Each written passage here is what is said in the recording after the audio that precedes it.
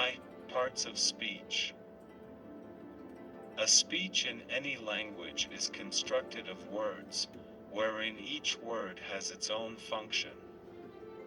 These words represent the 8 different parts of speech: noun, verb, pronoun, adjective, adverb, preposition, conjunction, and interjection. It is important to distinguish the difference between the parts of speech, because an English word can represent different parts, depending on how the word is used. The word fast is a great example. This word is mainly considered as an adjective. However, these following sentences argue to the contrary. It can have a function of an adverb: she ran fast. Here, fast modifies, adds value, to the verb ran, telling us how the action was performed. Also, it can be a noun. In Ramadan, as soon as the sun sets we break our fast. And as a verb, each year we fast for a whole month. In those examples, the parts of speech that the word fast represent are clear enough. However, this is not always the case. Sometimes to determine the function of a word, i.e. part of speech, the context needs to be closely examined. In this following section, we will review the 8 parts of speech in detail. 1. Noun, N, a word best defined by reviewing its 4 types. A. Common or concrete nouns. Concrete means existing in material form: table, student, university, letter, book. B. Proper nouns. They always begin with a capital letter. They are used to name a specific person: Mohammed, place, Festus, thing, sun. C. Collective noun. It names a group of things, persons, or creatures. They are easily recognizable because they are always followed by the word of: a herd of cattle, a flock of birds, a class of students. The collective noun is singular, even though it reflects a group of things, and must always be used with a singular verb. D. Abstract noun. It names something that has no physical properties, and can only be perceived by the mind rather than by any of the 5 senses. For example, happiness, sadness, fear, beauty, energy, and politics. If you can put a, an, or the in front of a word, then it is a noun. 2. Verb, V, a word that expresses what is happening, whether be it an action, to study, or a state of being, to exist. Here are 3 simple examples. The boy kicked the ball. His strength surprised him. The ball landed over 100 meters away. If a verb does not exist in a sentence, then it is not complete. Hence, it is important to be able to distinguish the verbs. A. Infinitive verbs. In English, the infinitive is preceded by the word to study, to eat, to write, to watch. B. Hence, a verb's tense means time. It establishes the time in which the action happened. There are 3 main tenses: past, present, and future. Let us take the verb to eat as an example. I ate, I eat, I will/shall eat. C. Auxiliary verbs. They modify the main verb to show past, present, and future tense. There are 23 auxiliary verbs: can, could, would, should, do, does, did, has, have, had, may, might, must, shall, and will, plus the 8 forms of to be, am, are, be, been, being, is, was, were. Here are some examples. In what season do leaves fall off trees? I have been for a long walk. It looks as if it may rain. D. Participles.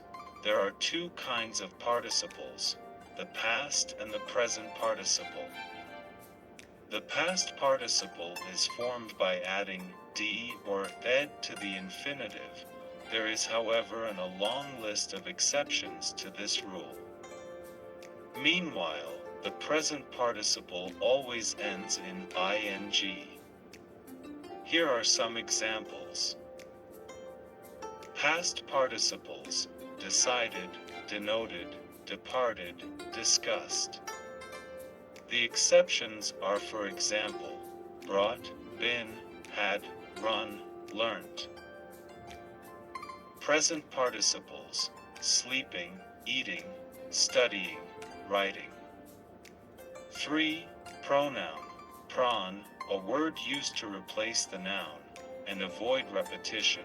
I/me/my, you/your/yours, he/him/his, she/her/hers, it/its, we/us/our, they/them/theirs. Here is an example. Brucellosis is a highly contagious bacterial disease. In Egypt, it has been reported in sheep, goats, and camels. In this example, the pronoun it takes the place of the noun brucellosis. 4. Adjective. Adj, a word or group of words used to modify, describe a noun or pronoun. Some example are slimy salamander, cute cat, tall tree, green apple. Adjectives are called modifiers because they limit or restrict the words they are modifying. Not just any apple, but the green apple. The adjectives an, and the are called articles. When you see an article, you know that a noun is coming. 5. Adverb. Adv, a word or group of words used to describe a verb, adjective, or other adverb. Adverbs answer questions related to when, now, where, aloft, how much, very, to what extent, extremely, and in what manner, deftly. Here are some examples. He drives carelessly.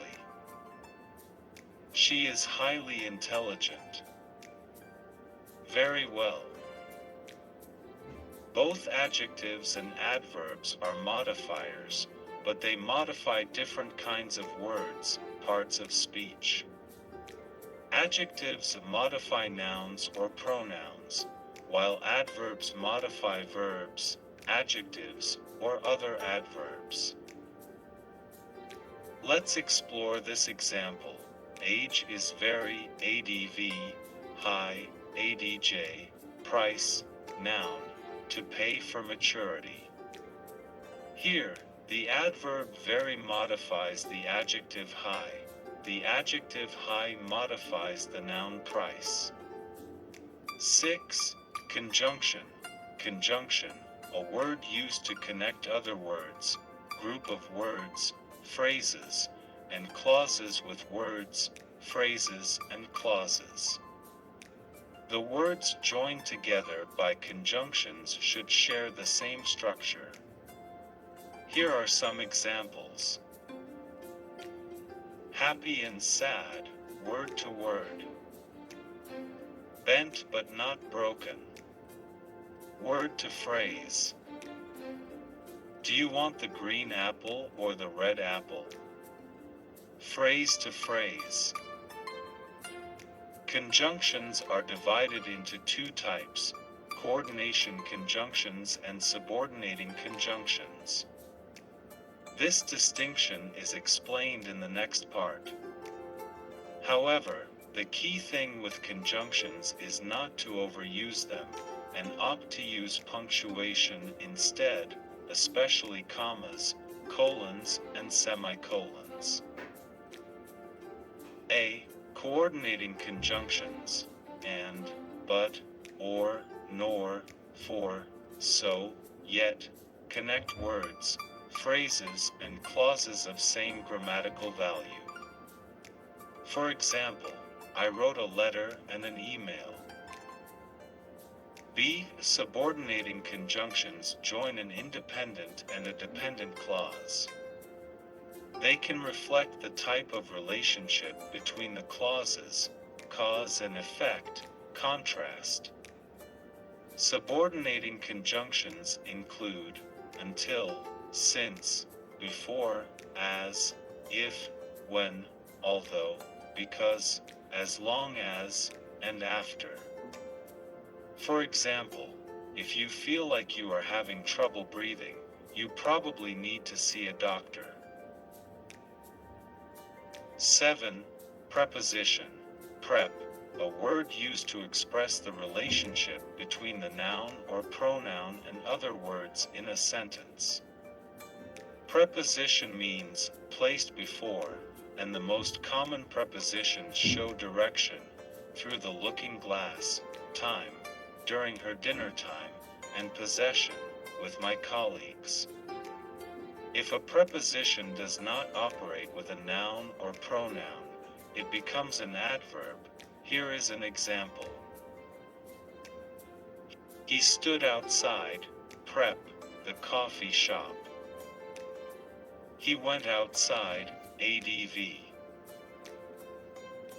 8. Interjection.